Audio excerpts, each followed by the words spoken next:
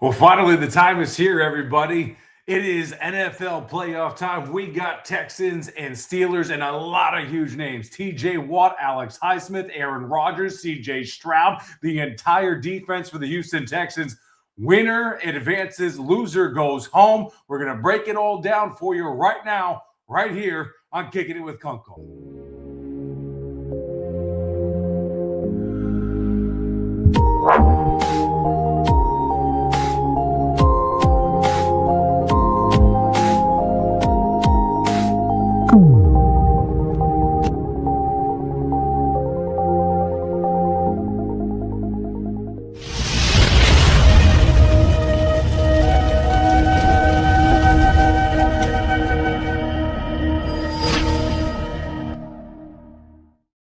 Whenever the NFL season ends, I never know if the season flew by or it took a really long time to get here. It felt like it was really slow, and then it went really fast, and then it kind of slowed down for the Texans because of that 0-3 start and how long it took them to kind of figure a little bit of things out and get some good wins under their belt.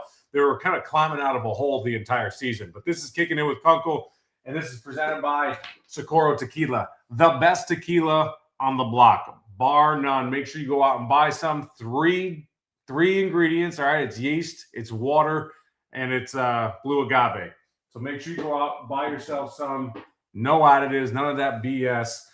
But we're going to dive right into this game between the Steelers and the Texans because I think this has the opportunity to be a really good game. I do think that the Texans are the better team. I think the Texans should be pretty happy with the matchup that they have with the Steelers and the fact that they don't have to play the Ravens. Playing the Ravens in Baltimore. I know they just fired John Harbaugh, which shocking breaking news when that was released by ESPN and Adam Schefter. You would think that even if they won that game against the Steelers, that John Harbaugh was going to be fired. And I say that because you don't make that decision based on one game. So he was obviously already likely out the door. Apparently, he didn't want to get rid of his offensive coordinator, and that laid part of it. I mean, we don't need to get into all of that, but I'd rather see the Steelers and an offense that lacks a ton of explosion. Their defense has the potential to create havoc against the Texans up front. I don't think they do on the back end necessarily. They're not a very good coverage team. In fact, I believe their rate is the second worst rate in the NFL when it comes to gap between coverage and wide receiver. So I think there's an opportunity here for CJ Stroud and the offense to really get things going and put up some points. But going to Baltimore, and it's the same situation in Pittsburgh, honestly, from an atmospherical standpoint. Like going to Baltimore, going to Pittsburgh at night on Monday Night Football, it's going to be a buzzsaw. It's going to be a wild scene, kind of like it was Thursday Night Football for the Texans and Bills game. But I think that the Ravens are a much better team and a much better team than they were when the Texans beat them earlier this season. So now you're playing the Steelers. I know the Steelers beat the Ravens, but it's like those are two teams that know each other really well. They match up well simply because they've been doing this for so damn long. They know each other, what they do, what they don't do, their strengths, their weaknesses. It's kind of like when the Texans and the Jaguars met this year. We felt like the Texans gave away that Week 3 game, but there's a lot of familiarity there. The Titans played the Texans a lot better this year than the records would indicate. Even the Colts, kind of played well. They caught the Colts at a really good time the first time that they played them, obviously, with the injury to Daniel Jones. DeForest Buckner was out, and then playing Phillip Rivers. It's like a lot of things have lined up for the Texans this season when they've played some teams that we thought were going to be good. The 49ers were banged up at that point. The Bills came into a situation like, good luck, guys. And I mentioned the Ravens. Who else was the other? Oh, the Ravens were obviously torched at that point. The Titans, not a very good team. The 49ers banged up, I said. I forget what other it was, but the best win that they had was certainly that Bills game. Even though it was a great situation for the Texans, that was probably their best game. In the second half, though, the offense didn't play particularly well. In the meantime, you guys, if you're watching on X or on Facebook, which so many of you guys do, I appreciate that. But head on over to YouTube. That's the best viewing experience for you guys, and it's also the best for me as well. Hit up the super chat. Make sure you guys subscribe to the channel, like the video, comment below, get involved, sound off, be heard. I'll address all questions, concerns, and quarrels with this game coming up. But I'm excited for this game. I think with this game in particular, whoever scores first is going to have a massive advantage. If the Texans are able to protect C.J. Stroud, that is key number one for me. Key number one, protect C.J. Stroud, because if they can protect C.J., especially early, and then he can if C.J. can stand tall and be behind his offensive line and go through his progressions and build confidence with the offensive line, that's going to permeate through the rest of the game. The Steelers have guys that could definitely wreck the game in T.J. Watt and Alex Highsmith, Cam Hayward up front. Hayward doesn't have a whole bunch of sack numbers this year, but obviously T.J. Watt is the guy to keep an eye on. He's not just a guy that gets pressures and gets sacks. He gets sacks and strip sacks and fumble recoveries and interceptions and touchdowns. He wrecks games. That's what happened against the Ravens. As soon as T.J. Watt got that interception where he's always in the right place at the right time, that's when that game turned. That's when the offense finally had a short field. They were able to capitalize, get in the end zone, and then bing, bing, bang, boom, boom. Like, it was back and forth down the stretch, and it was an awesome game to watch. Super fun. But that's what you got to protect against if you're the Texans. Is T.J. Watt making a game-wrecking play. And early on, if that crowd gets into it, I mean, that's going to be bad. And if they're into it, it's because something big happened, and likely it's going to be because of their defense, not because of the offense. And we're going to get to that a little bit later, but this offense does not scare me at all from the Pittsburgh Steelers. Aaron Rodgers, holding slow. But if you can protect C.J. Stroud early, that is the key. Not pick it up later and hopefully C.J. has his feet beneath him and he's confident in the line, even though they've proven that they can't protect him. The offensive line was pretty good overall this year. It was kind of up and down was the problem for C.J. is that early on there was not a lot of good protection.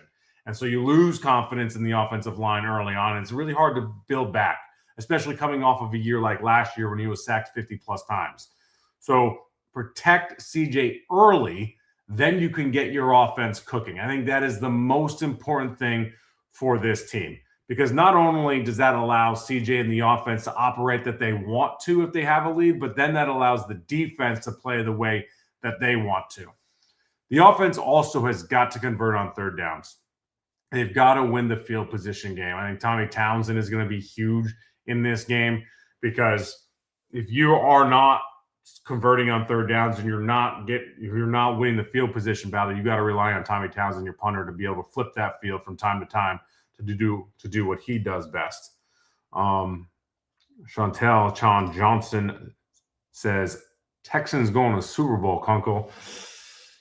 I'll get to my predictions later. It is hardly a far-fetched concept, belief by you, Chantel. Like, honestly, it's not. The AFC is wide open, and the Texans, I've said this all year, the Texans will go as far as their defense takes them, but as far as the offense allows. And they've been a blip team all year long. They have too much success on the they have too much talent on the offensive side, like with the skill position players, with Nico Collins, Dalton Schultz, the Higgins and Knoll have showed to have blips of success in C.J. Stroud, to not have some success throughout a game. You're not really going to be shut down the entire game, although they were against Seattle and Denver, two of the best defenses in the NFL, which leads me to my future prediction here on the playoffs. But they are going to have blips. They're also a matchup team. Depending who they play, they could have great offensive success. So, for instance, the Titans are not a very good football team, but they are formidable up front. And their front gave the Texans fits. So did the Broncos up front. They couldn't run the ball 1 yard trying to get the ball into the end zone. That's what cost the Texans that game, the division and home field advantage more throughout the playoffs, because of that issue not being able to gain 3 feet against the Broncos. So I like this matchup against the Steelers. They are talented up front, but I just think they're so weak across the board compared to the Texans. For instance, on the other side of the ball, like how are the Steelers going to score? That's my biggest question. If I'm a Steelers fan, how's the Texans defense going to give up points to the Steelers offense? Kenneth Gainwell is certainly a weapon. He's their best player. But if you can remove Gainwell and you can stop the run and protect the flats, and when you have corners like Stingley and Kamari Lassiter and Jalen Petrie that love to tackle, that love to get physical, good luck running that screen game or good luck swinging the ball out to Gainwell when those guys are flying downhill. Azeez Al-Shaair, Henry To'o, all those dudes, extremely physical, love to fly sideline to sideline. In the past, I didn't feel that way about Azeez. I didn't think Azeez was a great east to west linebacker. I thought he was an extremely physical linebacker inside the box and loved to play downhill. Now, I know Travis Kelce is a little slower in his old age, but what he did against Kelce, there's no tight end threat with speed on the Steelers anyway. But what Azeez did to Kelce kind of showed me that he can play east to west with speed a little bit better than I thought. And I think he worked on that this offseason. And it showed and it proven. But with Petrie being able to, I wonder who's going to really be on Gainwell. I think you got to protect Henry. Henry has shown that he likes to sit on routes versus keeping his feet moving, because what happens is, so a running back comes out of the backfield, right? And then a linebacker is matched up against him, and he sits on a route. Well, the running back can go either way, keep going, or obviously stop. And Henry's got a habit of stopping his feet. You got to keep your feet moving while the running back's moving, because you got to be ready to change directions immediately. So I would try to protect the Henry in that situation and not leave him on an island. Jalen Petrie has shown that he's been able to do that this year. And that was the concern with Jalen when he was put in this position, is how's he going to be in space and one-on-one coverage? And he's proven that he can do it. And he is very good in that situation. And there's nothing to really be overly concerned with him. So I would like to see Petrie match up with Gainwell in those situations where you think that there's going to be a dump off a screen or whatever it might be to kind of Gainwell. But I'm not worried about DK Metcalf. He was suspended the last 2 games, so the narrative will write itself there. If he has a good game, he was fresh. If he has a bad game, he was rusty. So I guess we'll dictate and come up with our own narrative after the game. But like, he's not explosive as he used to be. He's got 6 touchdowns. He's a big body. But he's not blown by Derek Stingley Jr. He's not going to be more physical, even though he is an absolute beast, than Kamari Lassiter. So I'm not worried about DK. He didn't have a big year, so at no point do I think that he's going to have a huge game against the best defense in the NFL, although statistically that it now belongs to the Seahawks when it comes to scoring defense, because they gave up 292 points this season. And thanks to the way the Texans ended the year, particularly against the Colts, giving up, what was it, 28, 30, whatever it was. I believe it was 30. They now gave up 295 points in the season, so 3 points a little more than the Seahawks. So don't technically have the best defense in the NFL, but you know what time it is. So I'm not worried about any of that stuff. Like, I love this matchup for the Texans. I think this favors them in every aspect. My other key to the game, score first, I mentioned. Protect CJ's 1 and then score first. Because if this defense is allowed to play with a lead and they can smother this offense, the Pittsburgh crowd is going to get all sorts of pissed off. They're going to start booing. They're going to get anxious. They're going to get frustrated. You're going to feel that in the stadium. What's it called now? Accenture or something? It's no longer Heinz Field. Whatever the hell it's called. That weight's going to start weighing on Aaron Rodgers in that offense. And you can just I think Pat McAfee said it best today on his show. He's like, the Texans rip away your happiness or smother your happiness or something to that effect when you're watching your team try to play offense. I mean, you're just not going to have a whole lot of success, and you're going to have to grind it out. And I don't think the Steelers' defense is good enough to hold the Texans offense silent as long as the Texans defense is able to hold the Steelers offense silent. But score first. If you score first, then you can dictate the rest of the game. You can play on your terms. You can run the ball with Woody Marks and Nick Chubb when you want to. You can pin your ears back defensively as the Texans and get after Aaron Rodgers. Aaron is slow now. I think we all knew that. He knows that. You see that play against the Ravens when he booted out to the right, and in the past, even Chris Collinsworth said it right away. And I thought, in my mind, I'm thinking, oh, shoot, that's a first down. He's going to get there, just because I've seen Aaron Rodgers make that play 1,000 times when he was in Green Bay. But that was a while ago. Dude's 42 years old now. So he boots out to the right, and he puts the brakes on, tries to stop, tries to get the defender to go by him. Didn't work, and he's just awkwardly wrangled to the ground. So score first, get after Aaron Rodgers, and force them to become a passing offense. They pass a little bit more than they run throughout the season, but they're not an explosive passing team. And then they'll just have to protect the middle of the field. I feel like the Steelers have had pretty good success over the middle of the field this year when they've had success. I'm going to get to my third key in a little bit, but let's go through Mike Tomlin's press conference this week heading into this game. I'll turn my attention toward Houston.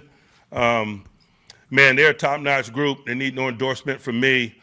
They're winners of 9 straight. And when you win 9 straight games, there's usually a mode of operation, and it certainly is. They're a group that takes very good care of the football as a collective. I think they have 10 turnovers on the season. That's number 1 in football. I think they're number 3. They have 12 turnovers in football. They have 12 turnovers on the season, and they're number 2 in the NFL. With 27 takeaways on defense. And so you talk about complementary football. They got an offense that's the best in the world at securing it. They got a defense that's third best at taking it away. And I think that's the building blocks of 9 consecutive wins. I'll start first on offense. I think the strength of the pack is the pack. I think they've displayed that in a lot of ways over the course of the journey. Certainly they went through an adjustment at the early stages of the season playing without Joe Mixon, but they've certainly found a nice division of labor in Woody Marks and Mr. Chubb. Those guys have done an awesome job in terms of dividing the labor up and running the ball for those guys. As I mentioned, their ball security is top tier. Neither one of those guys or no one in their backfield has put the ball on the ground this season. They got some quality young eligibles in Higgins and Noel from Iowa State. Dario Gubawale had that fumble against the Rams. They've done a nice job of growing and evolving over the course of the season. There's certainly assets to their passing game and good supplements to Nico Collins. Collins is a big-time one-on-one playmaker. Does not have to play in this game, okay? As nice as it is to hear Mike Tomlin compliment the depth of the quarterback room, let's hope that's not a thing come Monday night. He's been able to do in this league. I think that 3-game stretch that he had was really the catalyst for this 9-game stretch that they're on. And when they it was the first 3 games of the 9 games. So by definition, it would be the catalyst because you can't win 9 unless you win your first 3. Mike's throwing a lot of just kind of coaching cliches here that people won't call him on because it doesn't really matter. But he also isn't aware that they weren't playing with a whole lot of negativity without CJ because the fan base kind of turned on CJ during that time when it was really behind Davis Mills because they were winning games. So that wasn't a thing. And the first 3 games were a catalyst to winning 9 in a row because they were the first 3. That's how that works. Got CJ back, they've just taken off from there. And so But yes, that's true. CJ Stroud has taken off since he's returned. He's playing his best football. Certainly have some challenges in that phase. We got to be thoughtful about repetitive calls and situational calls.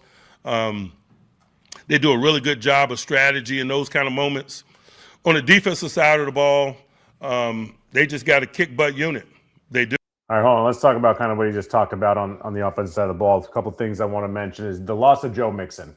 So the loss of Joe Mixon was huge all year long, of course, right? You want to have a player like Joe Mixon throughout the season. If you have Joe in those first 3 games, you likely win at least one of them. You don't have the Dare fumble. He's not on the field. If it's not Joe, it's Nick Chubb. Nick's not going to fumble. Maybe it's Woody Marks even, but whoever it is, you ideally avoid that, or you're not even in a position to where a fumble in that moment matters as much. But now is when you are really, really going to feel Joe Mixon, because I thought that throughout the season, the Texans offense had much bigger problems than who the hell was playing running back. That's why I thought when the talks about Breece Hall from the Jets and before the trade deadline made no damn sense. Like, what are they going to do? Also misuse Breece Hall? Like, don't worry about getting Breece Hall. Figure out the offensive line. Try to find your identity. Nick Caley's got to learn and grow into becoming an offensive play caller. And I think he's gotten a lot better over the course of the season. I don't think he's very good, but I think at points he's been very good, and he's been more consistently good throughout the back end of the season than he was certainly in the beginning of the year or even in the middle of the year. But there's too many blips where they're just not good at all. Like the second half of the Bills, and then the second half it wasn't Cardinals. Was it the Raiders game? One of the second halves, I'm blanking on what it was, but was a no-show offense once again. So this is when you're really going to miss Joe Mixon, because you're just playing with very slim margins right now. And Joe's a guy that's been there. He's done that. That's the mentality you want in your backfield, in your offense. He's that alpha dog that you want in your huddle. And you're going to miss Joe now more than ever versus, the Raiders in a close game or the Titans in a close game. Like, yeah, you want them, but the problems were much bigger than who's the guy in the running back room. The problems were up front, and the problems were the scheme overall. So, like, before we even got to the stadium, you had issues. Before you even snapped the ball, you had protection issues and blocking issues and assignment issues. Like, that stuff has got to all be figured out before Joe Mixon. Now, you got to have all that figured out, obviously, but then you got to have the slimmest of margins, and you really wish you had a guy like Joe. So, he mentioned that, and I thought that's a big point and a good point by Tomlin. And then Nico on the in-breaking routes. I think that's interesting because all year, Nico Collins has been one of the best receivers in the NFL at having success at catching balls over the middle. So the in-breaking routes, whether it be slants, posts, ins, whatever it might be, drags, whatever. In-breaking routes. So he's already watched film. So Tomlin already has seen the Texans. And a point of note is that DeMeco Ryans, when we talked to him on Monday, hadn't dove into the Steelers yet. I assume Tomlin's was Monday versus today. So anyway, let's move on and some more from Tomlin. Flight edge tandem and Hunter. I think he called tendencies. We got to be thoughtful. I think he called the defense kick butt. I'll rewind it a little bit. About repetitive calls and situational calls. They do a really good job of strategy in those kind of moments. On the defensive side of the ball, they just got a kick butt unit. They do. They got a top flight edge tandem in Hunter and Anderson. They got a top flight corner tandem on the outside, and so that's just the reality of it. They do a good job of being aggressive and combative. That's big plays. I was just looking at their statistical profile. They're top 5 in most statistical categories. Points, I think they're number 1 in yards per game. They're in the top 5 in rush defense and pass defense, scoring, yards. And so certainly they've been top tier and elite in just about all areas all year with that group. That group sets the pace for them. They play with great energy and emotion. They play well as a collective. They have an appetite for rising up in moments. It just seems like every week you're seeing game-changing and game-deciding plays from their defense in terms of closing close ball games out. They make the necessary plays in weighty moments, really in all 3 phases. I think about a 3rd and 14, I think, versus Jacksonville, where Davis Mills scrambles into the corner of the end zone to give them a late win at home versus those guys, for example. But you don't get in this tournament unless you had your moments. You certainly don't win 9 straight unless you have continuity in complementary play. They're good in all 3 phases. I think about DeMeco Ryans when I watched their tape and how he played the game, and a tip of the cap to him. I think the Houston Texans play collectively the way that he did. They're tough and smart. They play to win. They play with emotion, as I mentioned. And so, man, really excited. Don't take home playoff games for granted. Certainly don't take home Monday night playoff games for granted, man. It's an honor to be be in this position, excited about it. But I and we show respect to that by training with an edge and preparing with great urgency, and I'm looking forward to a full week of doing so with our collective. Certainly awesome to have DK back, but we're not going to exhale and think that DK automatically with his presence is going to be a difference or the difference. Football is the ultimate team game. It's going to require great effort from all parties involved, but certainly excited about doing it with him. I'll pause and open it up for questions. All right, so before we get into the questions with Tomlin, first of all, this dude is well rehearsed about who he's playing, whether it was just great memorization or he's truly studied them. Like, damn, Tomlin knew a lot about them as soon as the week started. I thought it was really cool and very truthful when he talked about the Texans defense. They don't try to split the atom. They're talking about schematically. They're not moving guys all over the place. They're not showing blitz, pulling that. Like, they're not doing a whole bunch of crazy, weird stuff in order to do smoke and mirrors. No, man. They really just kind of line up and they'll blitz rarely. I think they're one of the lesser blitzing teams in the NFL. And if you're going to have success against any team in the NFL, if you can get pressure with four guys and have your other guys in coverage taking care of business, that's how you have success in the league. Get after the quarterback with four guys and, like, shout out to them. So schematically not trying to split the atom. I thought Tomlin was absolutely spot on with that. It's not like a Brian Flores defense where they are extremely aggressive. They have so many different looks. You're not really sure what they're really going to be doing at the snap. They just beat you one-on-one. Like, they just do their assignment better than you can do yours, and they're really good players across the board.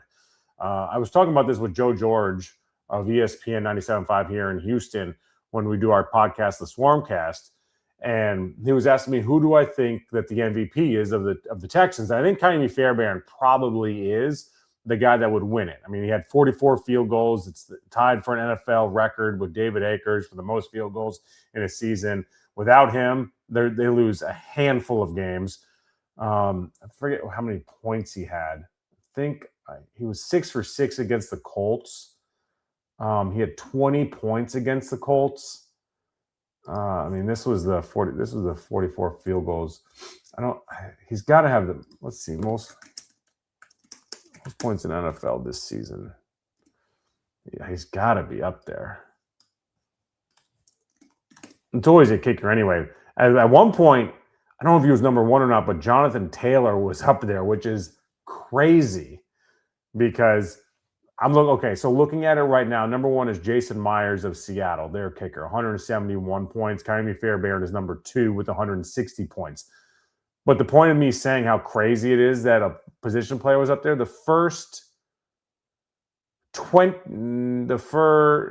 so Jonathan Taylor finished at 14. Obviously, their team fell apart. Their offense fell apart. He finished at 14th in the NFL with 122 points. 14th. Every player before him was a kicker. So the fact that he was number 1 at a pretty decent point in the season, I believe that's when the Texans played them the first time, is when I dove into those numbers, I think. I could be wrong, but I mean, the first 13 players on the list are all kickers. Chris Boswell for the Steelers is 12th, tied with Will Lutz, the kicker with the Broncos, with 123 points. So you want to have a good kick. You got to have a good kicker this time of year, especially with the margins that you play with. But I think Ka'imi Fairbairn would be the Texans' MVP. He's got to be up there in the conversation, because the problem is when you look at the defense, everyone kind of takes votes away from everybody. Is it Will Anderson? Is it Daniil Hunter? Is it Aziz? Is it Jalen? Is it Derek? Is it Kamari? Like, they're not going to win an MVP award because they're all just too good. They're just too good. There's too many good players for one guy to be picked out. It doesn't make sense. It's not fair. It's not right. There's certainly one guy that is the best, but it also depends how you look at it, right? Do you think the pass rush is most important?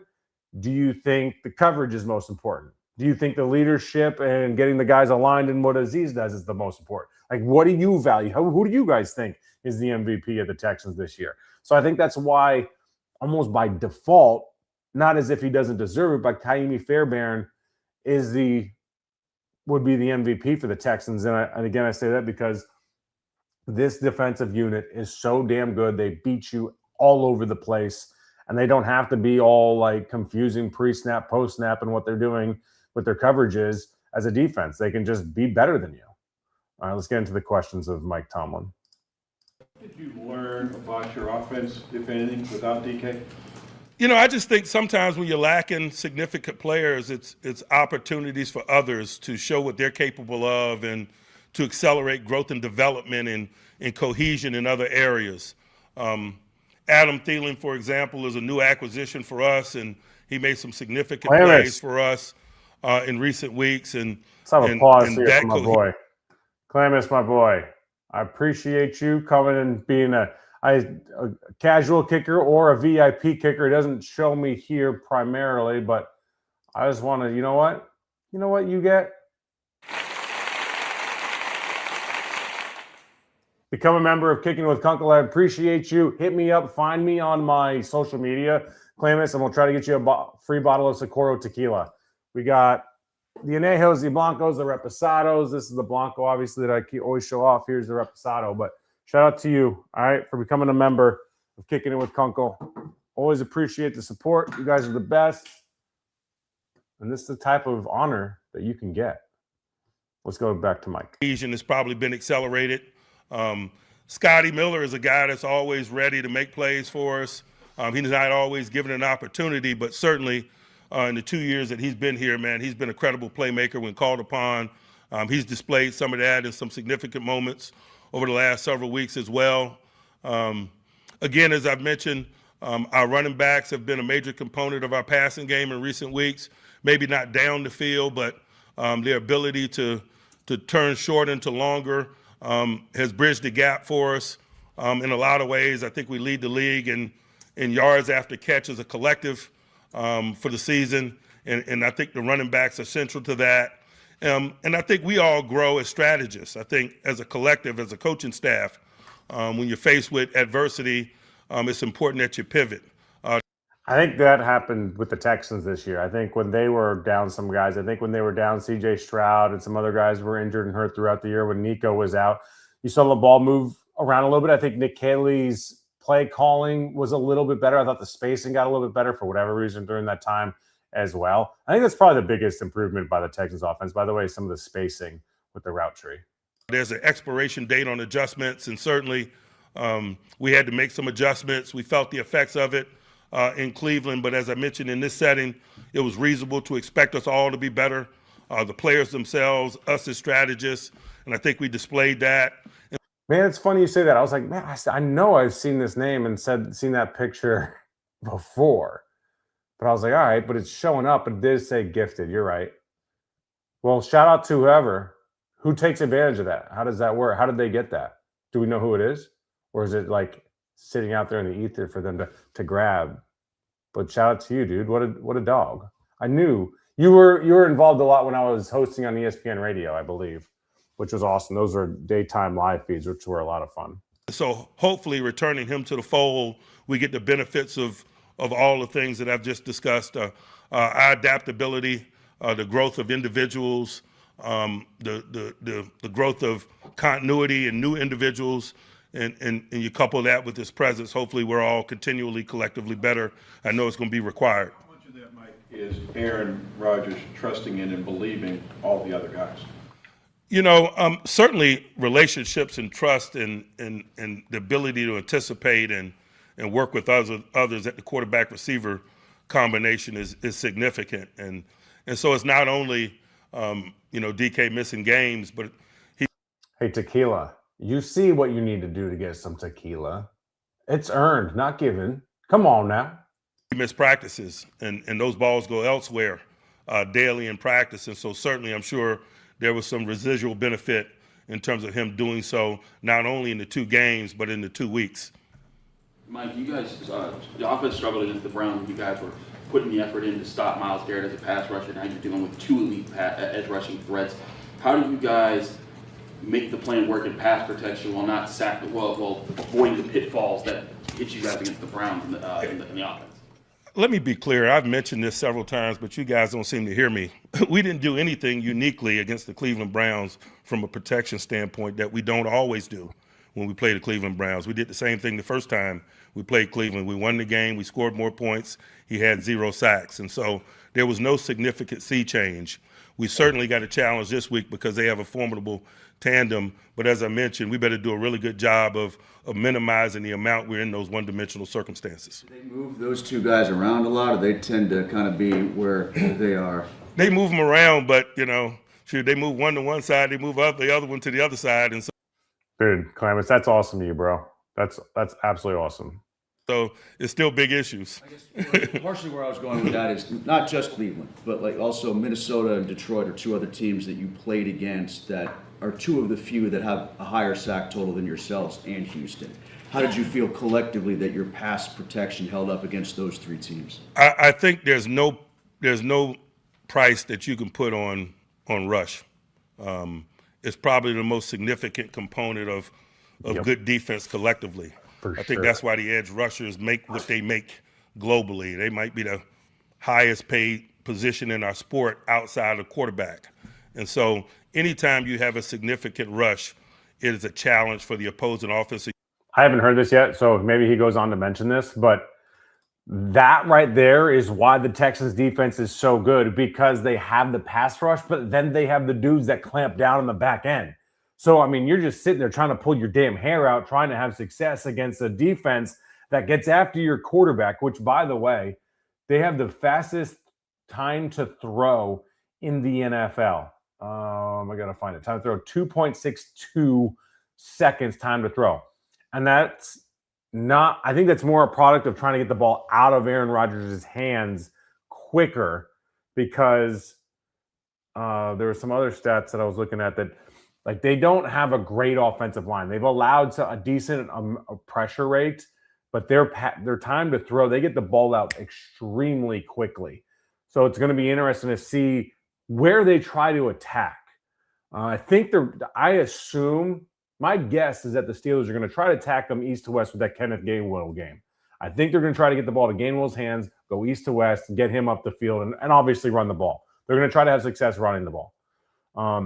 But like the Texans defense, man, when they get after you in the pass rush and they can, on the back end, they can cover, like that's how you build an elite defense. That's why we value top end rushman and depth at that position. I'm sure that's why some of the teams that you mentioned do as well. And so it certainly is a challenge, but it's certainly not a new challenge. Our unit and units face it week in and week out because it is that significant in today's game. The weightiest downs are generally one-dimensional passing moments. Those guys, more than top-flight cover guys, have an impact on what goes down in those moments. And so we got our work cut out for us. It's certainly going to require some strategy. But as I continually mention, minimizing those moments, being in manageable one-dimensional passing down moments where you can maybe throw the ball shorter and let legs do some of the work and things of that nature is a major component of minimizing their impact on the game. Mike, what have you seen from your team in terms of how they bounce back from adversity, whether it be in the middle of a game or week to week, especially down the stretch? You know, we generally have, but we're not patting ourselves on the back for that. That is required in this game, and particularly at the highest level, and doubly so as the road gets narrow. You're certainly not getting into this tournament, and you're certainly not going to be in this tournament long based on talent alone. There has to be some substance. There has to be an intangible quality, a display of individual and collective will, and certainly we have a collective that's capable of doing that. But as I've mentioned many times, we not only work at developing that individually and collectively, but it's really the building block of team building for us. We look for good men that love football, that enjoy the process, that enjoy the drudgery, that got great relationships with the game, and I think that aids us in doing so. With the lack of playoff success over the last 8 seasons, what would a win on Monday mean to this organization? You know, it's not about the organization or myself. It's about this collective. And quite frankly, most of these men don't care about the last whatever years that you mentioned. Most of them are new to us. And so that's where my focus is. I'm certainly not going to, unpack my bags on the collective's bed, if you will. I'm excited about doing it this week with this collective. Mike, One of the guys who has mentioned, though, that it means a lot to him is Cam Hayward, that he wants to join the guys like Brett Kiesel and Aaron Smith and make a run in the playoffs. What would it mean for a guy like him or the guys who have been around here a long time to end that streak? I'll let him and TJ speak for themselves in that regard, but most of the others, the other 51, it's less significant. Looking back at the recent playoff games, the first quarter's been outscored by a lot. And what have you guys learned looking back at that? Is there a trend or anything? I don't know that I've analyzed it in that way. As I mentioned, man, so many of these guys don't share that experience, and so it's less relevant. I'm really just trying to put together a good plan for this collective in an effort to combat what we anticipate getting from Houston this week. Have you had a chance to talk to DK yet, and where do you see him at mentally right now? I think he's in a great place.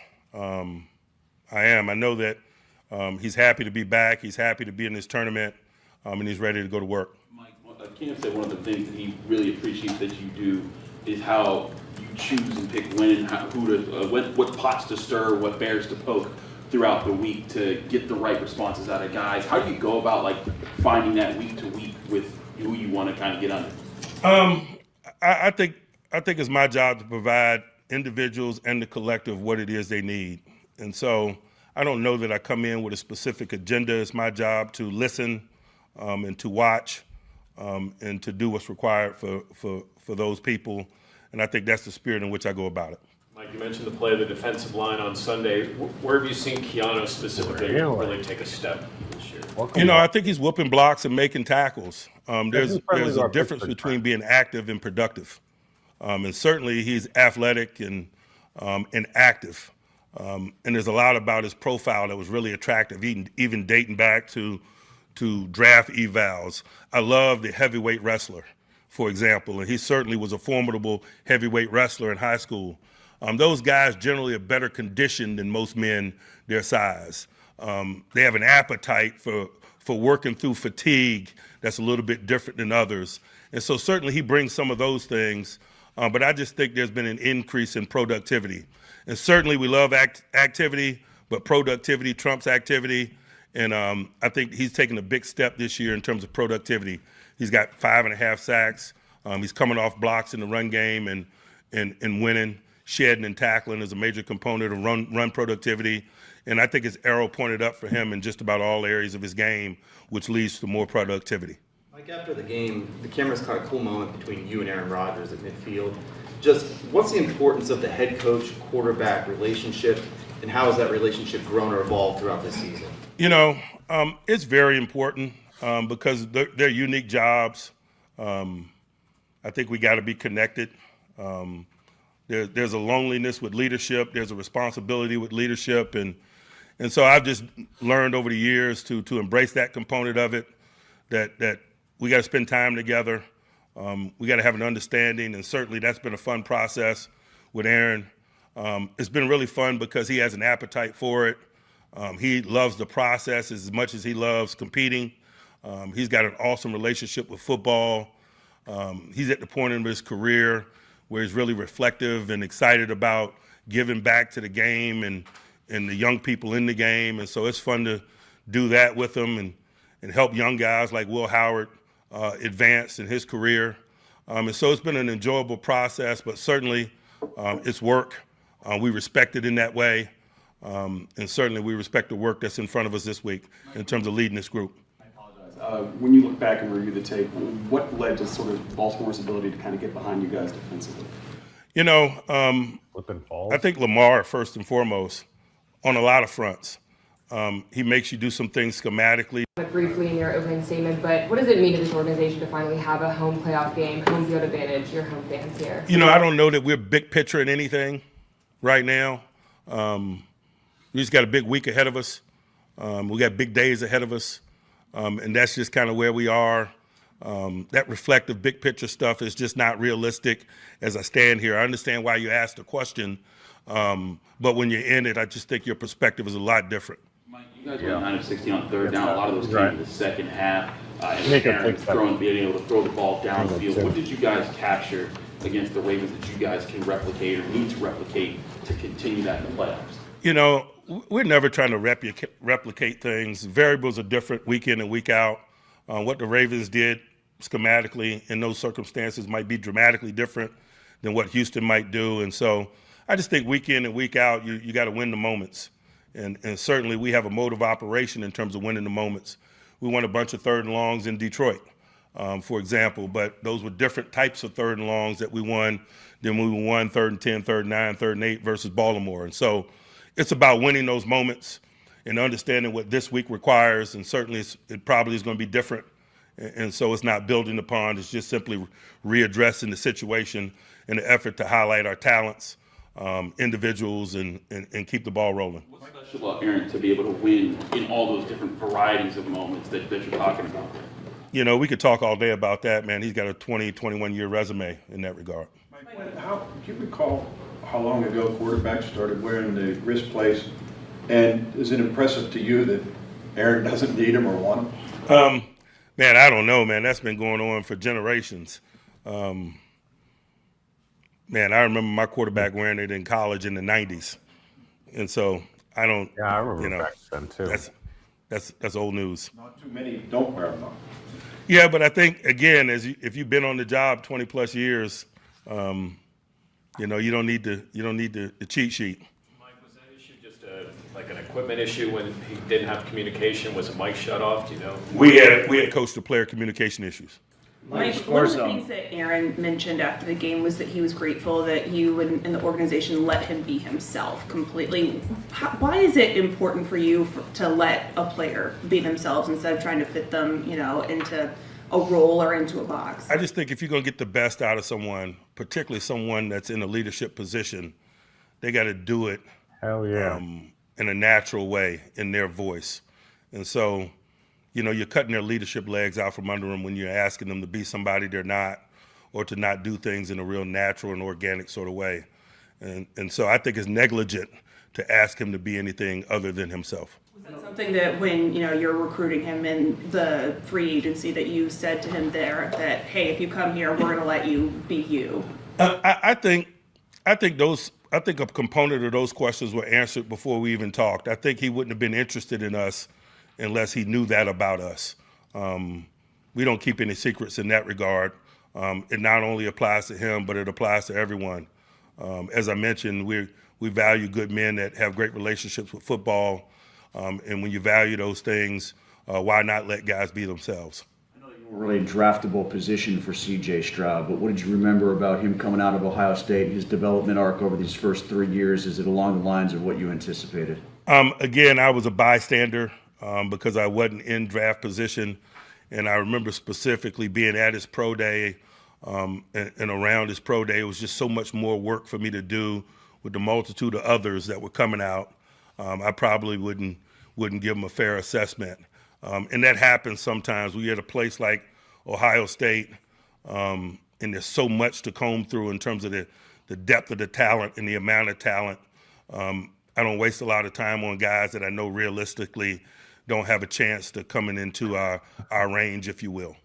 Just what a game you got, we're down 10-0. Is getting off to the conventional wisdom will say, cliche, get off to a fast start is important in the playoffs. But you talk about weighty moments more than that, or how much of an emphasis is or importance is to. I'm certainly not opposed to getting off to a fast start, but a fast start or a slow start doesn't ensure us of anything, positively or negatively. And I just think that, you know, we understand that, but you still don't want to minimize the importance of bursting out of the locker room in a single elimination tournament. Mike, how was it that Cam became the guy that replaced Darnell in the Pittsburgh plunge and the tush push, whatever you want to call it? We had a big guy, and so we needed a big guy, and very few come bigger than Cam. Does it say something, though? You talk about leadership. I mean, Cam pretty much does whatever you guys ask. Heck, the first play, he gets dinged by Pierre because he's 30 yards downfield chasing a guy. What kind of example does that set for the rest of your group, especially because you know how much it means to Cam specifically because he's been here for so long? He's had a special career. It needs no endorsement from me. He displays why it's special, not only every weekend, but every day. Damn. He is a Steeler through and through. He just is. I just saw him a few minutes ago in there taking care of himself, getting ready for the week. He cares hard. He's got big shoulders. He wants the responsibility of leading. He got trained by some awesome men a football generation ago. I love having reunion weekends and seeing Cam's former teammates here. I love messing with him that way. But those guys those middle-aged guys, guys like Casey Hampton and Brett Kiesel and Aaron Smith, they view Cam's career with great pride because they were impactful in terms of his growth and development. And it's cool from their perspective to watch him do it with young guys like Derek Harmon to Jalen. Anyone else? All right. Thanks. All right, Mike, good answers, good insight on what he thinks about the Texans, not just coach speak. It was some really good stuff there. We go through some of the comments throughout that. Obviously, Clamus, you get first bid because you're a member, a casual kicker, baby. The Danielle Hunter question, I think that the fact that he signed a 1-year deal, it's like kind of a holding pattern. Let's wait and see what he wants to do is probably my guess. If they want, it depends obviously what he will cost after next year, of course, for the Texans. And then, at his age, it depends what he wants to do. Does he want to come back? Let's play it by year. He knows he wants to play 1 more year, so let's get through that year. Usually guys don't play on 1-year deals, so maybe he'll look for another deal after this year. I don't know, but I don't think he would have signed a 1-year deal if that's what he wants to do, unless he was just looking for a quick fix for this season to be locked up for next year to have something. So, I mean, if he that guy is so. I saw him in the locker room on Monday eating a donut. It must be the only carb and sugar that he ate this year. He has no fat on his body, and you take that however you want. The guy is a physical specimen at his age, at any age. Like human beings just don't look like the way Danielle Hunter does. He's an absolute dog.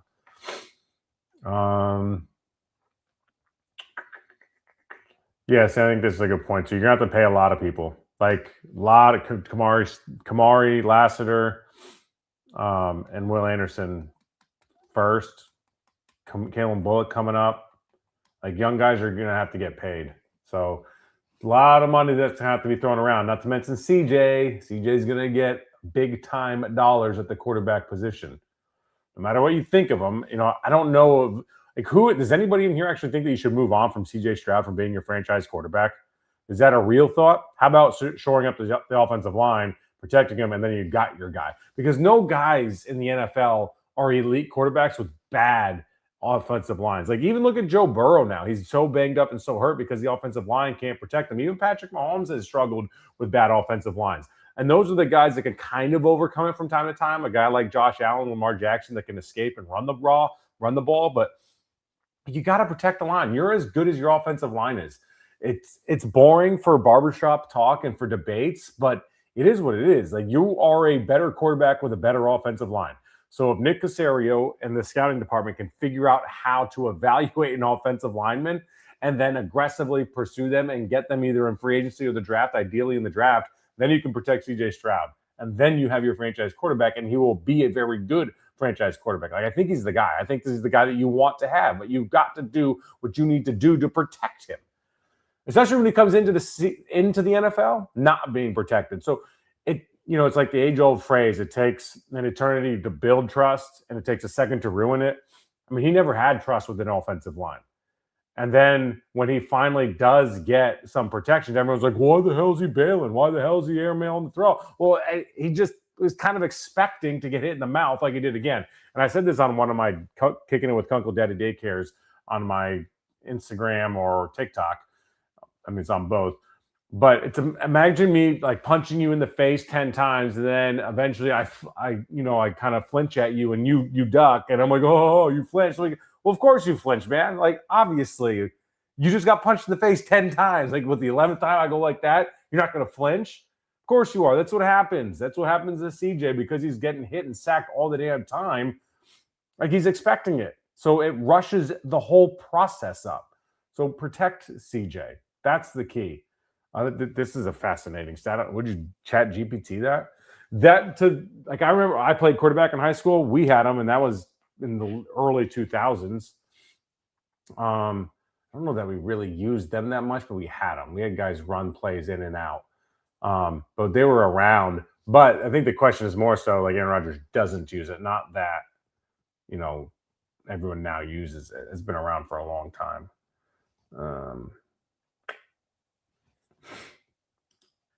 Yeah, I mean,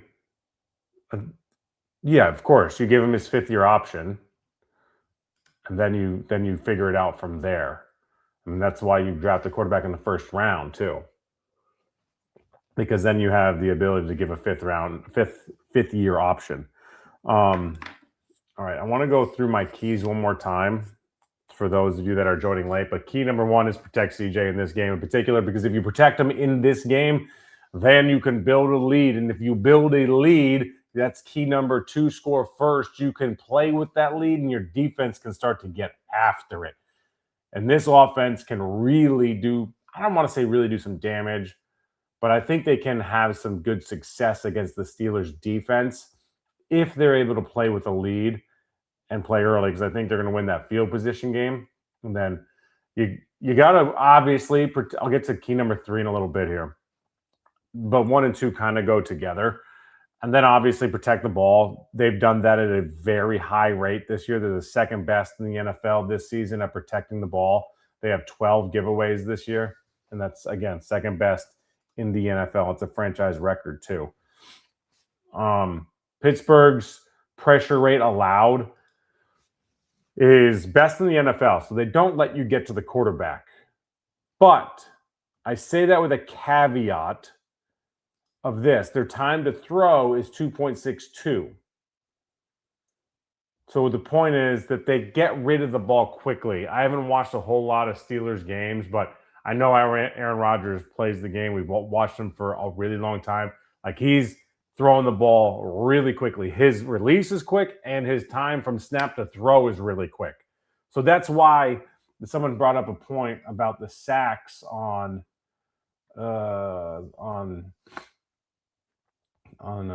Rodgers. I don't know where it was, but someone said that maybe we won't get a sack on Aaron Rodgers. Like, maybe, but it's not because we won't be able to get to him because they're blocking really well. I wouldn't think.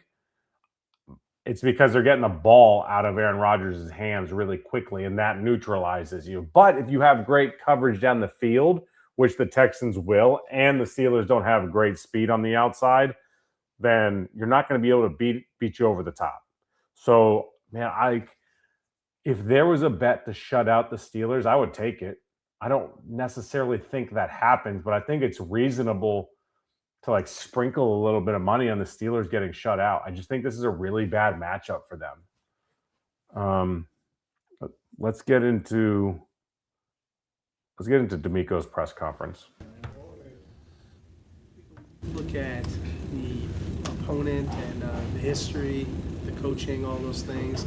What are some of your thoughts on This is kind of that big picture stuff that the media loves, myself included, and the fans love too. Like, it's the Pittsburgh Steelers in Pittsburgh on Monday night. Like, but it doesn't mean diddly to the team. It doesn't mean anything to the damn head coach. Like, who cares about all that stuff? Yeah, it kind of riles you up, but it doesn't mean anything.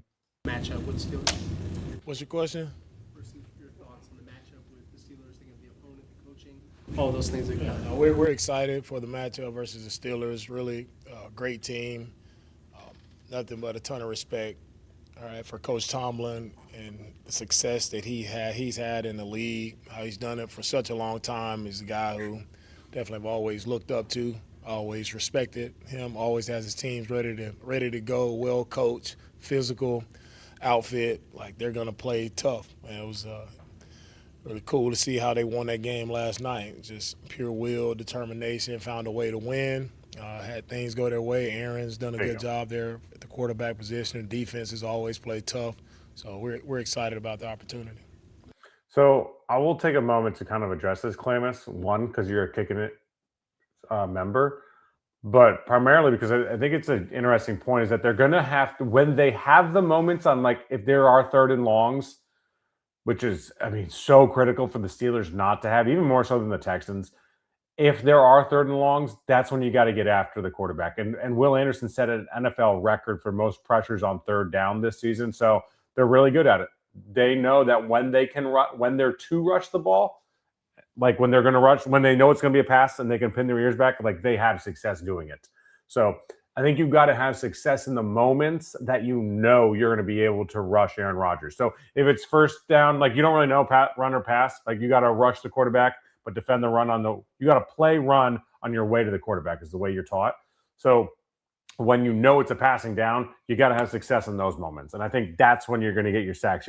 You might get one on like a first down or a second down, but like the third and longs, that's when like watch out. That's when you got to have your success. I know you guys have bigger goals, but what can you say about your defense since it ended the regular season as the best defense in franchise history? Our defense, they did a really nice job throughout the entire year of limiting points.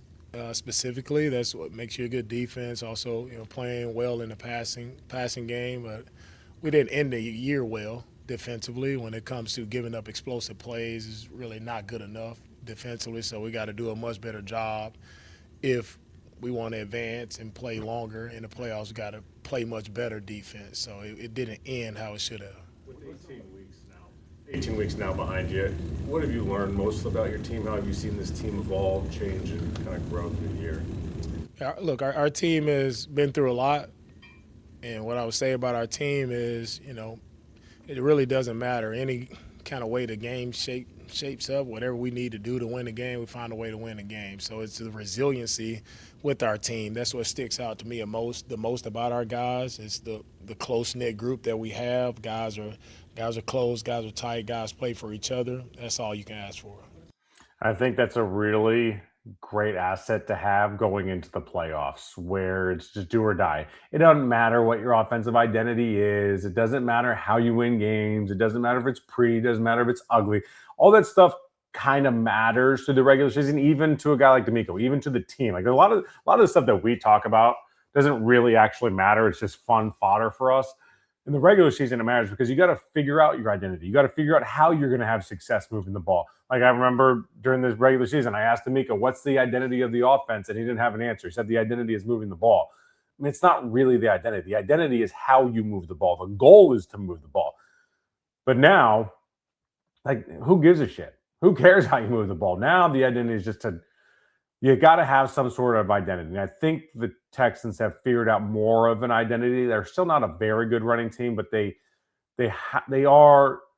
I think their identity is they still try to piecemeal it a little bit, unfortunately. But they win games, to DeMeco's point. They win games no matter how.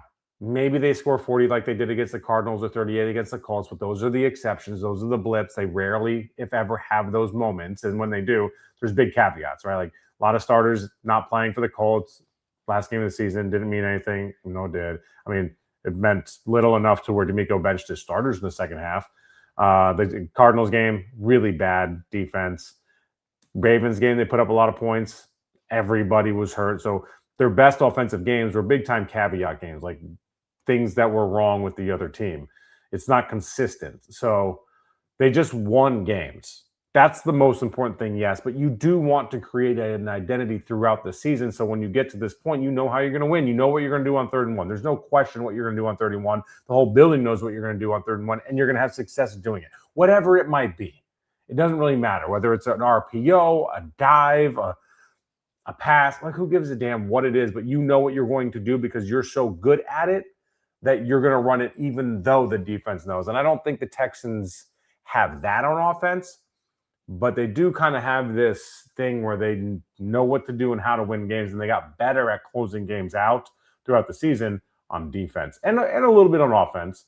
They still got to figure out how to run a 2-minute offense to close out a half. It was better against the Colts. They got a field goal, but I still thought they wasted about 25 seconds on the back end of that drive. The difficulties in playing against the Aaron Rodgers quarterback who's pretty much seen every defense, that throughout, from defensive coordinators throughout the league. Yeah, Aaron's, he's done it at a high level for a long time because he's probably one of the smartest quarterbacks to play the game. Does a really good job, understands defense really well. But for us, that doesn't change. We got to go out. It's about the guys that are playing. Like, it's about our guys just playing together collectively, going against a really good opponent. Do you have any kind of relationship with Mike, and did he give you any advice or words when you first started this role at Houston? I've always, kept in touch with Mike as we, get together throughout the owners' meetings, everything. Just always, very complimentary of what we're doing here. Just always positive. That's the thing I say. Always positive. Always great encouragement from a guy who's done it at a level that everybody would seek to do it. Like, you've had over 20 years of winning seasons. Like, not many people can do that. He's done it. He's stuck around at one place, probably the longest tenured head coach right now in the NFL for a reason, because he knows how to win. What are your thoughts on Arthur Smith and the way he operates an offense and attacks the defense? I haven't dived into their offense that much, to be honest with you, so we'll see how that goes throughout the week. You mentioned the explosive plays kind of happened late. Unlike what did you find was the reason? Tomlin had answers on that. For the last game. Yeah, from our last game, it's too many busts. Guys not being where they're supposed to be, doing what they're supposed to do, and when you bust plays and coverages, you give up big plays. What's the biggest difference about the playoffs? You say it's a new season and you start over. What's the biggest difference about playoff football?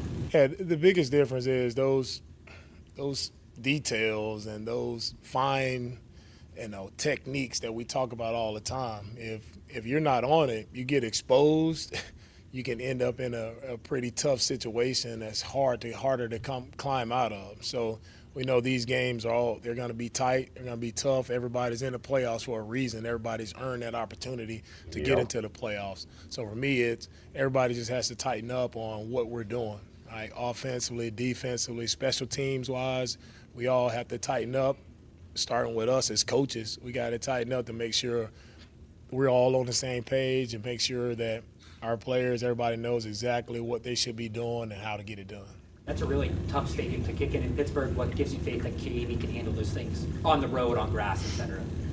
Yeah, I have all the faith in the world in Kaimi. No matter where we are, it's tough anywhere to kick the football. If anybody's tried kicking a field goal, let me see you make one. It's tough anywhere, no matter you're inside or outside. If you're on ESPN trying to kick it on College game day, it's tough to kick a field goal. So it's we'll see how it shapes out when we get there.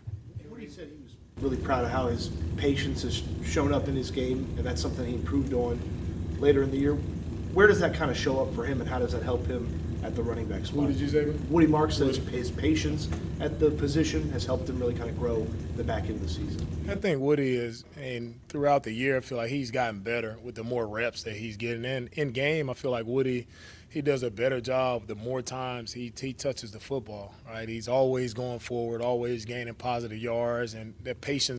On this topic, guys, who do you think is going to have the most carries?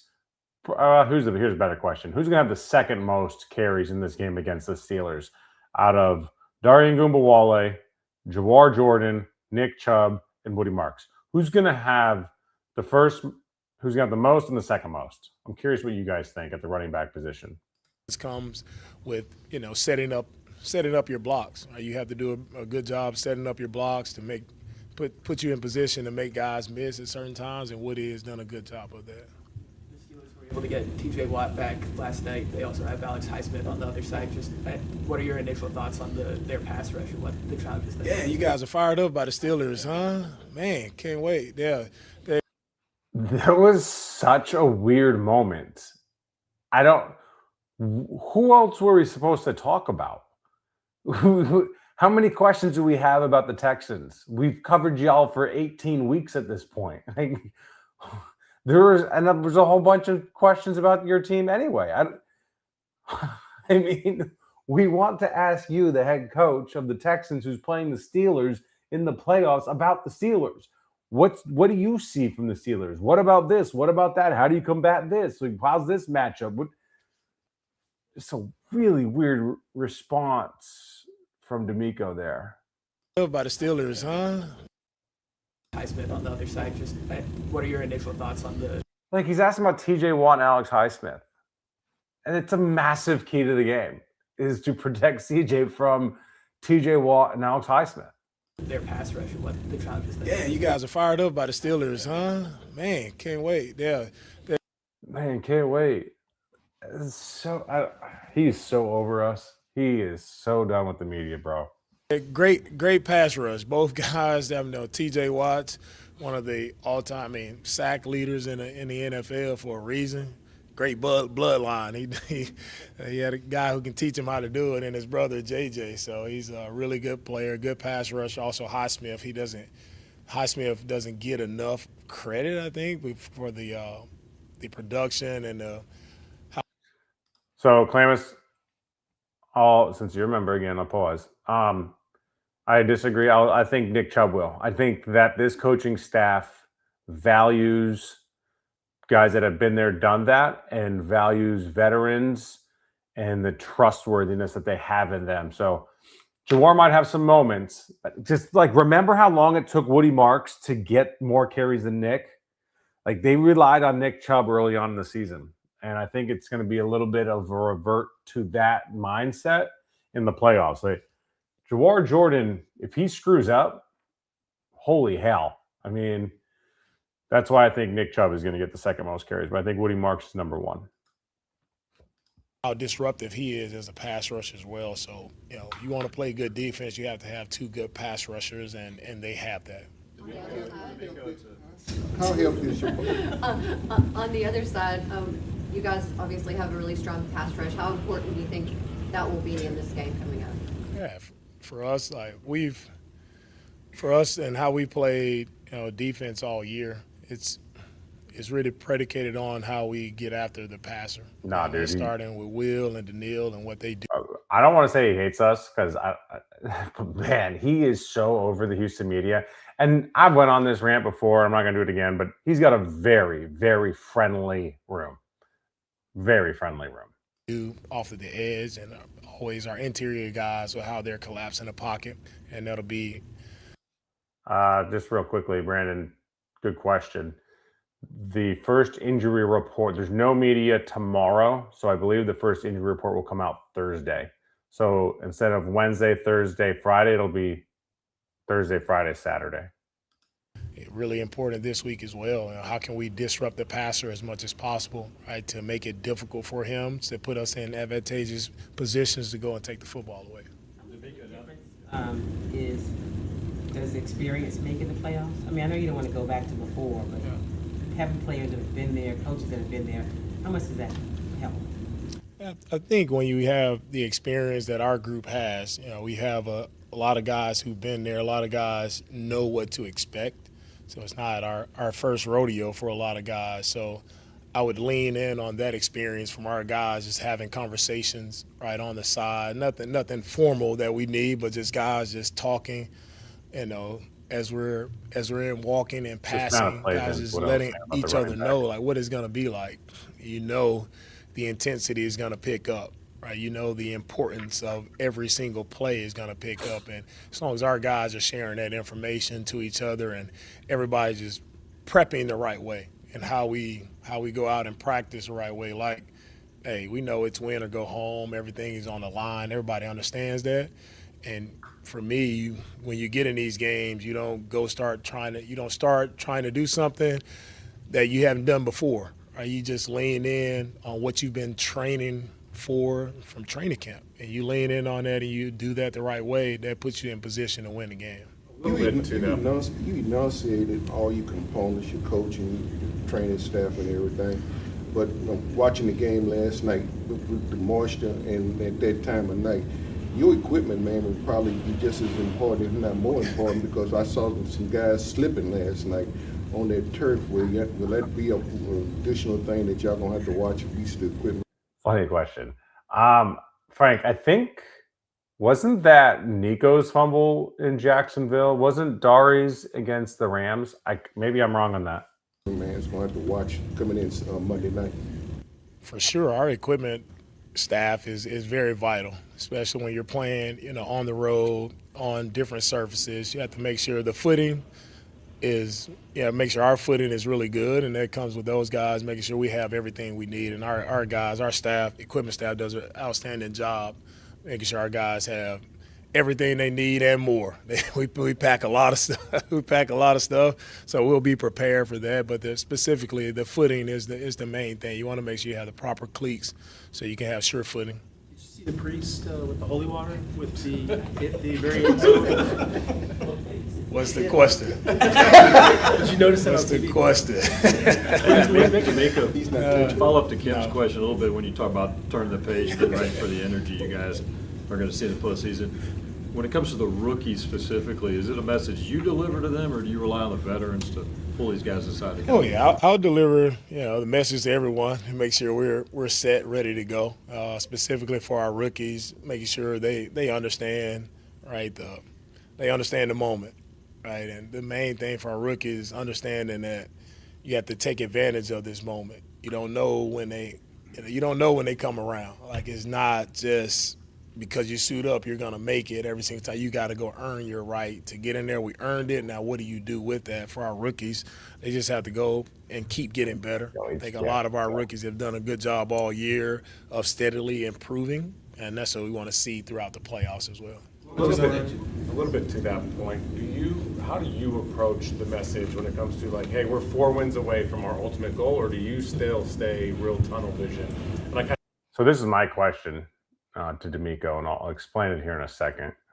I ask that because certain college coaches let their teams cut down the nets before the season starts to envision like what it would be like. And Will Anderson yesterday talking about we're 4 wins away. Like, what's your personal approach to that?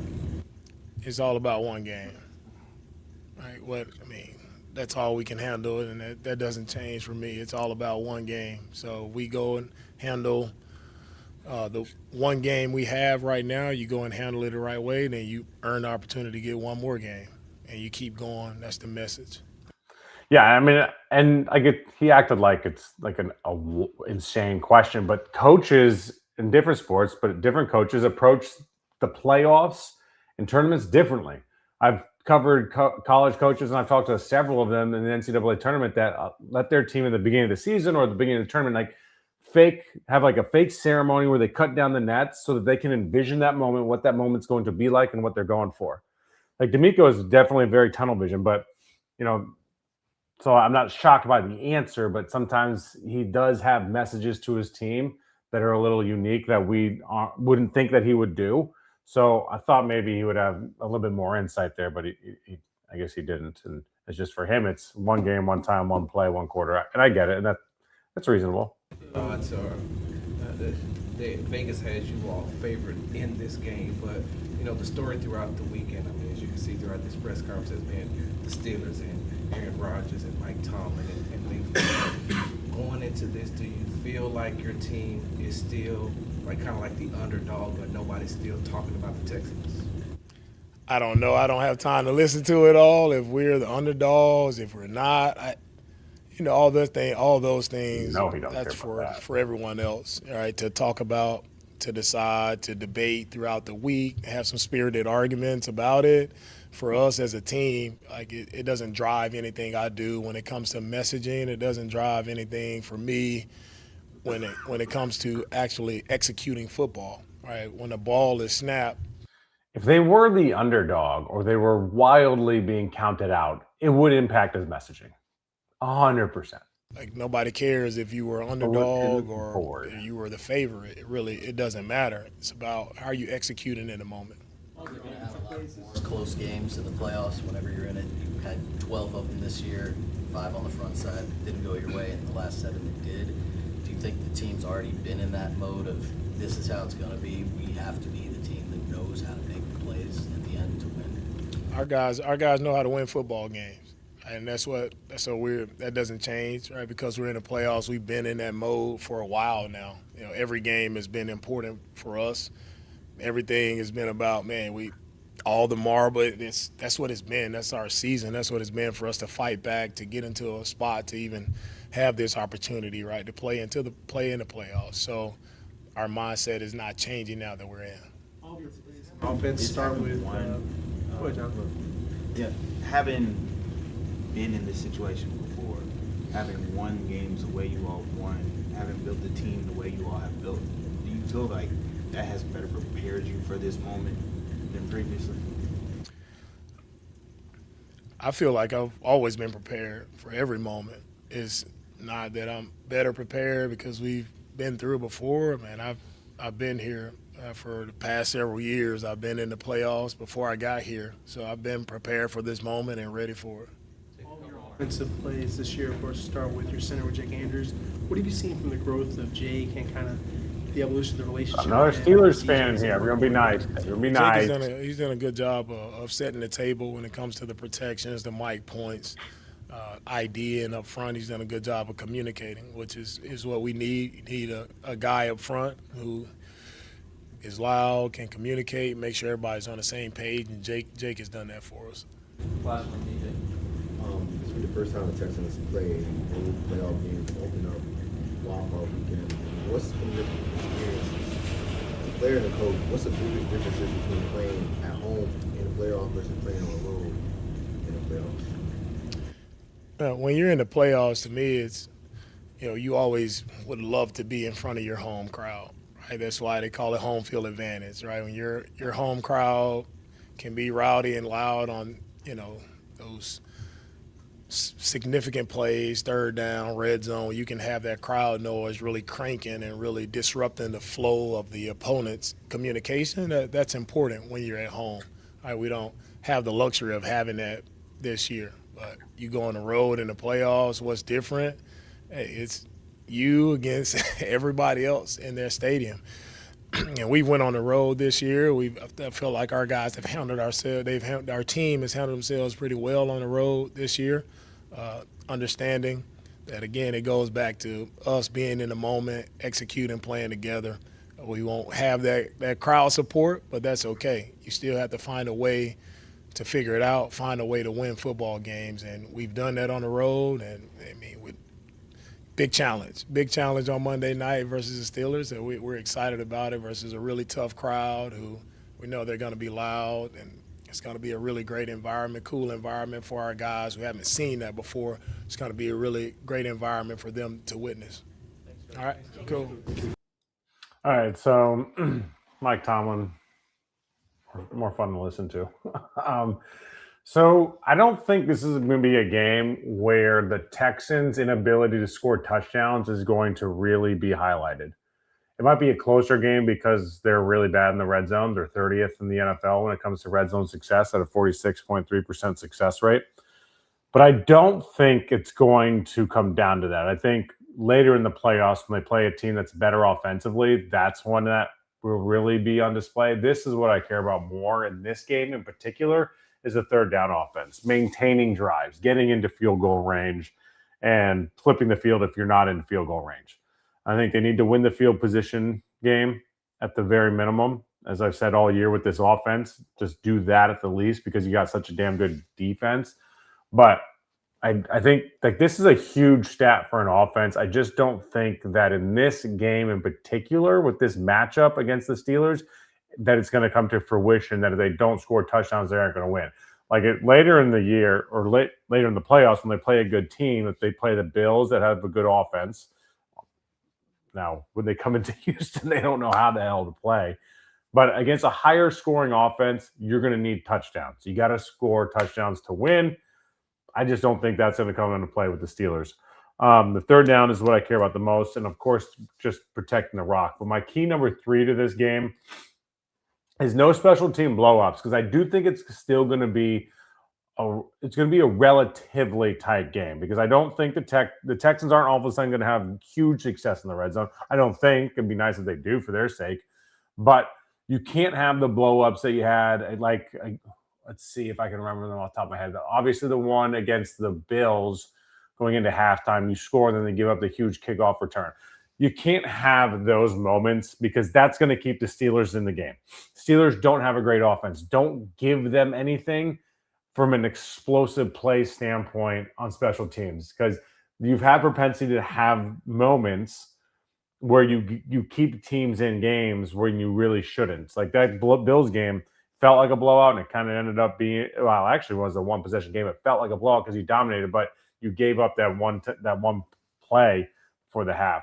Let's not have that stuff. So that's key number 3. So key number 1 is to protect CJ. And you have to protect CJ early in this game. If you give him confidence behind that offensive line and you allow him to stand tall, go through his reads, go through his progressions, and be confident in the offensive line that he's not going to hit and he's not all sped up, then your offense can click. Then you can carry a good offensive showing maybe in the first quarter through the second quarter and to the third into the fourth. Like, they haven't had a game against a good team where they've had four quarters of good offense. They're just not that consistent of an offense. So key number 2 plays off of key number 1 is to score first. Score first, get that confidence, even if it's not by protecting CJ, still score first, because with this defense of the Texans, if you play with a lead, you dictate the terms of this game. And the Steelers don't have a great offense. And if you can force them to try to play catch up throughout the game, too bad it's no longer Heinz Field. Play catch up at Heinz Field from the first possession, and you got them where you want them. Like, those fans are going to really get squeamish. They're going to get squirmy. They're going to start booing. They're going to get frustrated with the fact that the Steelers offense once again can't move the ball. So then obviously protect the rock. That's always in there. But then number 3, no special team blowups. Just maintain. And if Jalen Noel can flip a field here or there for you on special teams, then there you go. I think those are the 3 keys to win the game. Let's take a look at the bracket here, and because a lot of people are talking about, do you think you can get to the AFC Championship for the first time ever? Do you think they can ever get past the divisional round? First of all, I want to make sure. Oh, you know what another key is? This is going to be a physical game. This is going to be a really physical game. I don't think this is going to be one of those games like who hits harder is going to dictate the terms, and like that is going to translate to the win. But I'm curious to see who hits harder in this game, because this is going to be one of those smash mouth playoff type games. And the Texans are extremely physical, and the energy is going to be palpable in that stadium on Monday night for the Steelers. So get your predictions in. I see a lot of them pouring in right now. We're going to go through them in a little bit, but also go through this with me. So, I mean, we can just go for the NFC for fun. Rams beat Panthers. I got the Eagles over the 49ers. I think the 49ers are just so hurt and so banged up. I don't trust the Eagles, and I think I don't trust Matt LaFleur, so I got the Bears beating the Packers. And then actually we can go. Let me know what you guys think there. I'm just going to reveal. Should I just reveal my bracket now? Oh my gosh, the drama. Here we are. Hell with it. Okay. So I know everyone cares about the AFC here. So Broncos obviously get the bye. I think the Texans win this game. I think the Texans beat the Steelers, and I think it's a relatively convenient. Where's my score? Prediction. I think it's relatively convincing. It might be close at a point, of course, but I think the Steelers maybe get a touchdown and 2 field goals. I just don't think that they're going to have sustained offensive success against the Texans defense. And I think that they're going to lean on the Steelers enough to where they're going to put up 31 points. I don't think they're going to dominate the way that the scoreboard will likely say, but I think that the Texans win this game pretty handily, 31-13. So with that being said, Texans beat Steelers. I think the Jaguars beat the Bills. I think a lot of us are thinking that the Bills are going to be the Bills of old. All of a sudden, I don't know why we think that, and that we're not giving the Jaguars any credit. Trevor Lawrence had a really nice season. This offense is pretty damn good, especially Parker Washington, by the way. That dude runs all over the field. Travis Etienne, they don't have a great running game, but he's certainly a threat. I like this Jaguars team. I really do. And I do think one of these, it's kind of like March Madness, like the 6-3 matchup, the 7-2 matchup. I think one of those teams lose. I think the Patriots or the Jaguars lose, I think. So I think I went with the Patriots in this one, so the Chargers. And it's also kind of me finagling this bracket so that the Texans don't go to Denver in the divisional round. I think there's a pretty good shot that doesn't happen. So then I do think the Texans are a better team than the Jaguars. I do think that familiarity and that they would be absolutely pissed off for that loss in week 3. I know the Jaguars played them pretty well at home. I can't remember what the score is, but I think the Texans beat the Jaguars. I think the Broncos beat the Chargers. The Broncos front 7 and their pass rush in the front 4 is just too good for the Chargers without Joe Alton, without Rashawn Slater at their tackles. And then I think the Broncos end up winning against the Texans because the Broncos are in Denver. And I think that is going to end up being the difference. And that is where we're going to sit here and say, damn, the first 3 weeks of the season, if the Texans took care of business, then the Texans win. I think if that game's in Houston, Texans win. I think the Texans beat the Broncos in Houston the second time around. I also think the fact that the Broncos beat them once already this year is not a huge deal because it was early on in the season. It's not like they played recently and they got to play them again and try to beat them twice in a year. And you see on the other side of the bracket, I've got the Eagles losing to the Seahawks in the NFC Championship, the Seahawks to eventually go on to win the Super Bowl. I think they're the most complete team. I think their defense is so damn good. Jackson Smith and Jigba is awesome. They have a really good running attack with Zach Charbonnet and Kenneth Walker. And I think this is the year for Sam Darnold. And I really hope that if he's the one to win it, like, I'll be really happy for him. I covered him in Carolina. He's a really good dude. We have a lot of mutual friends, guys that love him. Like, just a guy's guy, dude's dude. Yeah, he's boring at the podium. Like, a lot of people don't get to see his personality, but awesome cat. And I think it is well-earned, well-deserved. Needless to say, I think Sam Darnold has his scars in the NFL to where he's earned this moment. So that's where I stand. I'm curious where you guys stand on all this, and I'll go through some of your guys' predictions and what you guys say. Clamus, as always, if he's in here, he gets to go first because he's a casual kicker member of the channel, which, by the way, guys, subscribe to the channel, like the video on YouTube, comment, share it, and, of course, subscribe and become a member. Become a member of Kicking It with Kunkel. You can become a VIP member or a casual kicker, as we're sponsored by Socorro Tequila. Best tequila out there, hands down, man down. 3 ingredients, no additives, water, blue agave, and yeast. All right. Mitchell says Texans get the dub 24-17. Yeah, maybe 24-13. I would go. I would modify that. I don't think the Steelers put up 17. 27-17 says Joel. Again, I think these are all kind of in the ballpark. Again, if there's a bet that the Steelers get shut out, I'll take it. Or score less or don't score a touchdown, I'll take it. I'll just sprinkle a little bit on there if someone can find that. 42-17. I do not think the Texans offense scores that many points. I think this is a better guess, like 33-9. I just think the Steelers offense is going to look bad because a lot of people think that they look good against the Ravens. There were a lot of blown coverages, defenders slipping, no Kyle Hamilton. The Ravens defense isn't good in general. So I just don't think that just because we saw the Steelers play well against the Ravens to get that win, I do not think that's happening against the Texans. Texans are not blowing that coverage. Like, Kamar Lasser is not allowing that BS to happen. I'm scrolling through here to see if anybody has any other predictions. You guys hit up the super chat as well. Always appreciate you guys chiming in and helping in that manner. It means a lot. Lee Rivera says, go Texans #1. Cecil, hey, man, come on over to YouTube, brother. Come on over to YouTube, my man. 2017. I don't think they get to 17, like I said, but that's a pretty Texan score right there. You give up only 17 points, and you still only win by 3, playing really close games. Do they okay? Let's talk about this, gang. Do the Texans choke in the playoff every year, or do they just not as good as the team that they play? The Chiefs certainly wasn't a choke job. They were without Jimmy Ward, without Jalen Petrie, and that's where Travis Kelce hurt them. It was a really tough game. There were some interesting calls in that game. The year before that against the Ravens were just a better team. So I don't think they choke. It's not like they were expected to go into Arrowhead and win. They weren't expected to go into Baltimore and win. So I don't think they choke. I just don't think they're as good of a team. This year, right now, if they lose to the Steelers, choke job. Absolute choke job. And then depending on the next round, who they play, let's see. If they play, it would be the lowest seed. So at home, it would be at home against the Bills. Probably can say that's a choke job. On the road, it's Jacksonville, so people will say it's a choke job. I don't know that's necessarily true. 2 pretty damn good teams.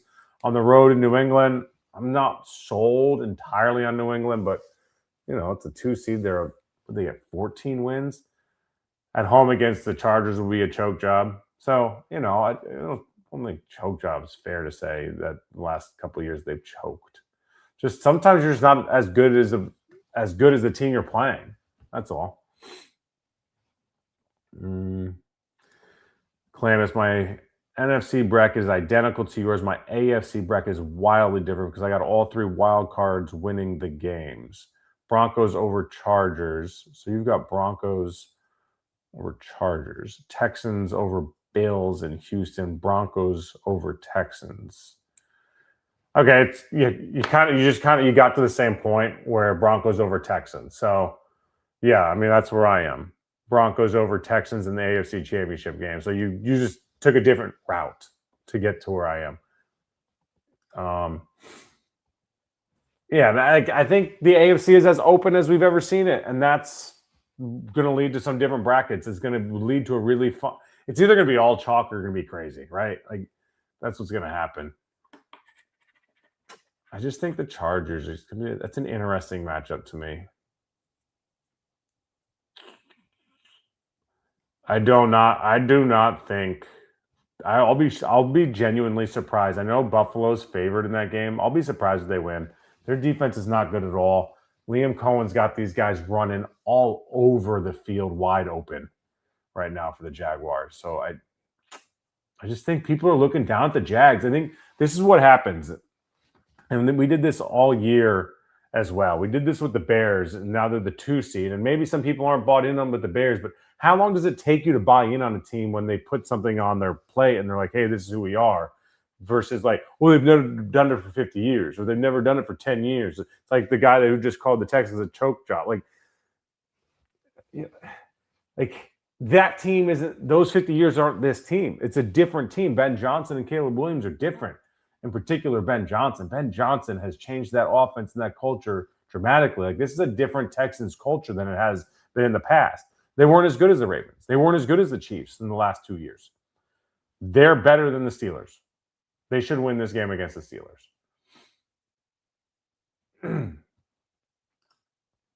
No choke job. Steelers need this game more. What does that mean, Steelers need this game more? How is that possible? If the Texans lose, they also go home. They both need it the equal amount to advance. They both need to not lose to not go home. If Tomlin is going to be fired, I assume that they are already made up their mind that they're going to fire him in that one game. Doesn't make the difference. The same thing I said at the beginning of the show here on Kicking It with Kunkel is that John Harbaugh was fired, and presumably if they won that game against the Steelers, he was going to be fired anyway. So Tomlin and A-Rod will get it done. I don't think so, but I mean the Texans' offense has been sporadic enough to where they can keep a team in a game and lose. And I've said that the Texans can beat any team. They can also lose to any team. And that they're going to play with very slim margins with this offense. I just think this matchup is so unfavorable for the Steelers. Their offense is not going to be able to pull away from a defense like the Texans. That's just the way I see it. I've been wrong before. I've lost a bet or two.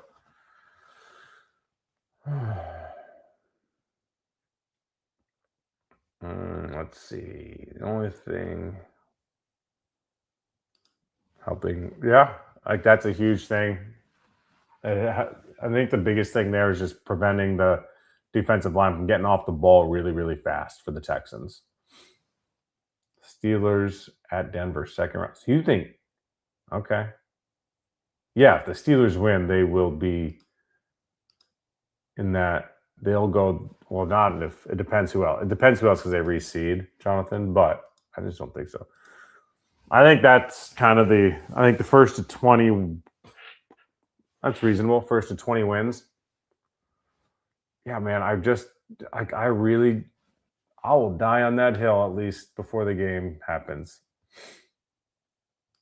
That's aggressive. Those are human beings. I don't think the Jags are trash. They won so if the Jags are trash, Brandon, what does that say about your Houston Texans? Because the Jaguars had more wins. The Jaguars won the division. The Jaguars are playing home this weekend. Don't be biased. Be reasonable. Be smart. They're not trash. They're just not. I think they're good. I think the Texans are better though, for what it's worth. I really do. Just those first 3 games, man. I had my predictions pretty right this season. And never in a million years did I think that the Texans would have 12 wins and not win the AFC South. No one saw this turnaround coming for the Jaguars. At least not this aggressively. I didn't. All right. Anybody got anything else you want me to touch on before I wrap this thing up? It's been a fun show.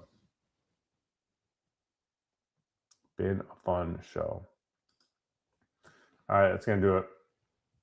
Everett, I appreciate you watching. You have nothing to do this weekend. You're pretty free. All right.